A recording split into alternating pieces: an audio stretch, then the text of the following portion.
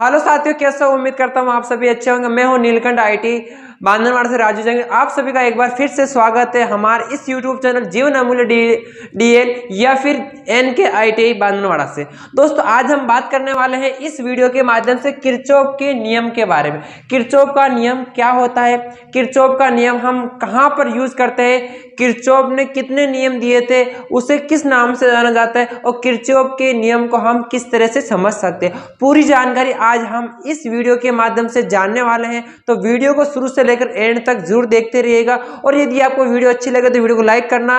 अभी तक आपने हमारे इस यूट्यूब चैनल को सब्सक्राइब नहीं किया, नीचे दिए गए रेड कलर के बटन पर क्लिक करके चैनल को सब्सक्राइब कर लेना है, साथ ही बेल आइकन जरूर दबा दे देना। इसी तरह की नई जानकारी आपको अपने मोबाइल फोन पे मिल जाएगी। आइए दोस्तों, स्टार्ट करते हैं वीडियो को। आप तो चलिए दोस्तों, हम जान लेते हैं किरचॉफ कौन थे, किरचॉफ क्या चीज होती, किरचॉफ कौन थे। दोस्तों, किरचॉफ एक वैज्ञानिक थे जो रूस के वैज्ञानिक थे जिनका नाम था किरचॉफ। किरचॉफ ने दो नियम प्रतिपादित किए, दो नियम दिए। पहला है किरचॉफ का प्रथम नियम और दूसरा है किरचॉफ का द्वितीय नियम। किरचॉफ के नियम हम कहां पर लेते हैं दोस्तों? जहां हम जो सर्किट हो, डीसी सर्किट होता है, यदि जिस जगह हमारा ओम का नियम से हमारा उसकी वैल्यू नहीं निकाल सकते, उस स्थान पर हम किरचॉफ के नियम को लेते हैं। दोस्तों, किरचॉफ ने दो नियम बताए थे। एक होता है किरचॉफ का प्रथम नियम, जिसे केवीएल यानी किरचॉफ करंट लॉ के नाम से जानते हैं, किरचॉफ का धारा नियम कहते हैं, और किरचॉफ का प्रथम नियम को नोड के नियम से भी जाना जाता है। यानी किरचॉफ के प्रथम नियम को किरचॉफ का प्रथम नियम या केवीएल नियम, विद्युत धारा नियम या नोड के नियम से भी जाना जाता है, किरचॉफ का प्रथम नियम। अब जानते हैं किरचॉफ का द्वितीय नियम के बारे में। दोस्तों, किरचॉफ का द्वितीय नियम है जो केवीएल वोल्टेज नियम और लूप के नाम से जाना जाता है। किरचॉफ का द्वितीय नियम केवीएल यानी किरचॉफ वोल्टेज लॉ के नाम से भी जाना जाता है। ठीक है, इसे वोल्टेज नियम या लूप का नियम के से भी जाना जाता है। इसके अन्य नाम भी, यदि आपसे क्वेश्चन में आ जाता है कि किरचॉफ का प्रथम नियम का अन्य नाम क्या है, तो आप यदि जिस ऑप्शन में लिखा होगा कि केवीएल नियम है या केवीएल है या केसीएल है, तो आप बता सकते हो कि जो हमारा किरचॉफ का प्रथम नियम है जिसे केवीएल नियम से भी जाना जाता है, यानी केसीएल नियम से भी जाना जाता है। इस तरह से आप उसका उत्तर दे सकते हो। दोस्तों, ये अन्य नाम भी आपको जानना और समझना बहुत ही जरूरी है। आइए आप जानते हैं कि किरचॉफ के प्रथम नियम को किस तरह से हम समझ सकते हैं, किस तरह से जान सकते हैं। दोस्तों, किरचॉफ का जो प्रथम नियम है उससे हम सरल शब्दों में से समझने की कोशिश करें तो कहने का मतलब एक बिंदु होता है, यानी एक हमारे पास नोड होता है जिसे हम बिंदु कहते हैं, जो हमारी इस लैंग्वेज के अनुसार इसे नोड कहेंगे। क्या कहेंगे? नोड। ठीक है, तो बिंदु के ऊपर जो भी धारा हमारी विद्युत धारा आती है, ठीक है, तो बिंदु पर आने वाली धारा तथा बिंदु यानी नोड से जाने वाली धारा का योग क्या होता है? बराबर होता है। बिंदु पर आने वाली धारा तथा बिंदु से जाने वाली धारा का योग बराबर होता है। इसे ही किरचॉफ का प्रथम नियम या फिर केसीएल नियम, विद्युत धारा नियम या नोड नियम हम कहते हैं। कहने का मतलब किसी नोड पर विद्युत धारा आती है तथा नोड से विद्युत धारा जब जाती है, दोनों का योग क्या होना चाहिए? बराबर होना चाहिए। इसी को हम किरचॉफ का प्रथम नियम कहते हैं। ठीक है, जैसे कि हम एग्जाम्पल के अनुसार समझते हैं, जैसे कि ये हमारा I1 है, ये I2 है, ये I3 है। उसी तरह से कितनी धाराएं हमारे बिंदु की ओर आ रही है और कितनी धाराएं बिंदु से वापस जा रही है, तो तीन धारा हमारा आई है, तो I4 और I5। अब 1 2 3 का योग, जो भी योग होगा वो 4 और 5 के बराबर होना चाहिए। यही हमारे किरचॉफ का प्रथम नियम कहलाता है। तो मान लीजिए कि हमारे यहाँ से 20 एम्पियर धारा इस I1 से जा रही है, 5 एम्पियर धारा हमारे I2 से जा रही है और I3 से मान लीजिए हमारे 5 एम्पियर धारा जा रही है। कहाँ जा रही है? नोड पर, यानी किसी एक बिंदु पर जा रही है। अब बिंदु से जाने वाली धारा का भी योग सेम ऐसा ही होना चाहिए। मान लीजिए यहाँ पर हमारा आ रही है 15।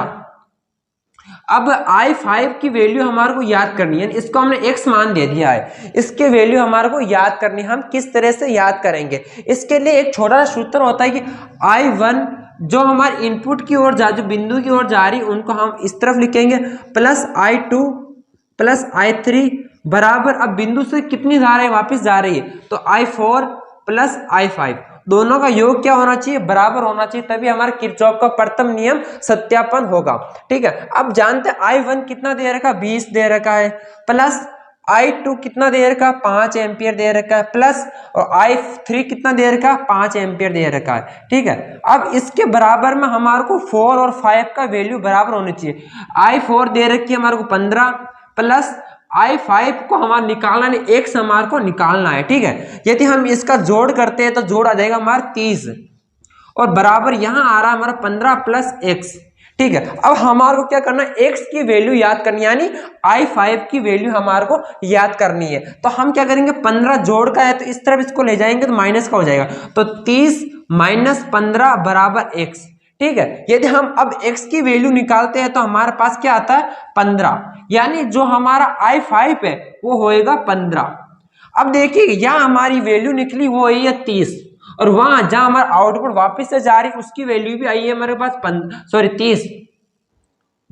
ठीक है, यानी जिस बिंदु पर धारा आ रही है उसका योग तथा बिंदु से जाने वाली धाराओं का योग बराबर होना चाहिए, यही हमारे किरचॉफ का प्रथम नियम कहलाता है।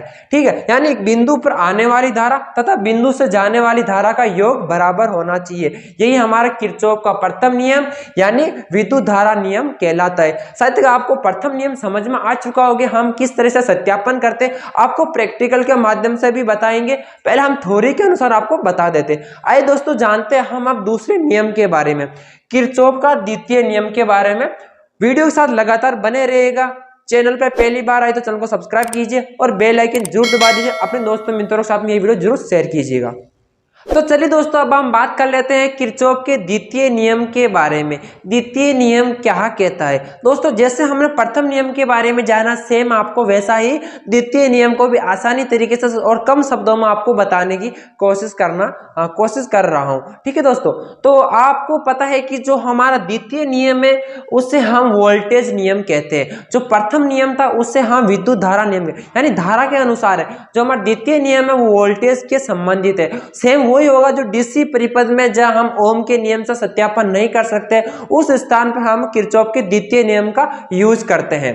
ठीक है, तो किरचॉफ का द्वितीय नियम हम कैसे समझ सकते हैं, कहने का मतलब फिर डायग्राम बना लेते हैं। मान लीजिए हमने यहां पर एक परिपथ बनाया है। ठीक है, यहां हमारे कुछ प्रतिरोध या फिर कुछ अवयव लगे हुए हैं। ठीक है, कुछ प्रतिरोध या कुछ अवयव लगे हुए, यहां से हम इसको सप्लाई दे रहे हैं।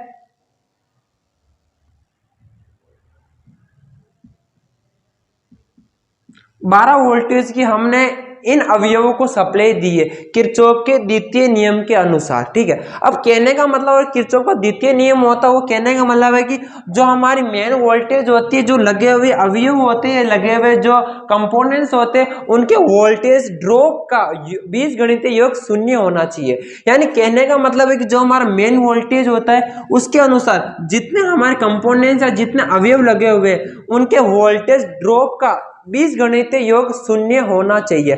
कहने का मतलब है जितनी वोल्टेज हमारे को यहाँ मिल रही है, इनके जितने भी अवयव हमारे पास लगे हुए, तीनों का क्या होना चाहिए, वोल्टेज ड्रॉप का बीजगणितीय योग शून्य होना चाहिए। मान लीजिए हमारे यहाँ पर 12 वोल्टेज हमारे से सर्किट को दे रहे किसी एक डीसी सर्किट को। ठीक है, तो मान लीजिए यहाँ पर हमने 6 वोल्टेज ये जो अवयव लगा हुआ था वो 6 वोल्टेज लिए, उसी तरह से हमारे को 3 वोल्टेज इसने लिए, अगले वाले को ने भी 3 वोल्टेज ली है। यदि हम दोनों को आपस में जोड़ते हैं तो क्या होगा, ये हमारा बीजगणितीय योग शून्य होगा। जैसे मान लीजिए कि हमारे पास ये है V1, ये V2, ये V3। ठीक है, V2, V1, V3, तो V1 plus V2 plus V3 और बराबर कितना हो जाएगा हमारे पास 12 वोल्ट, क्यों, ये हमने मेन सप्लाई दी है। ठीक है, तो यहाँ हम 6 प्लस 3 प्लस 3 और तीनों को जब हम ऐड करेंगे तो कितना आएगा हमारे पास 12, और कितनी सप्लाई थी हमारे पास 12 थी। यदि 12 को 12 से हम माइनस करते हैं